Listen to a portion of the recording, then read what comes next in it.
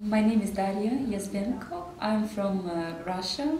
I studied international tourism management. Tourism is a fast growing and expanding industry. That's why you need to update your knowledge all the time and to be flexible according to the changing surroundings.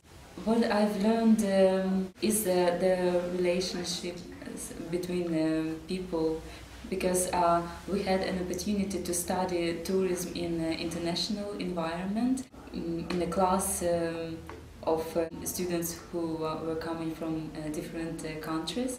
We've learned a lot of more of the meaning of the word international because we experienced this in real life situations, working together side by side and helping each other.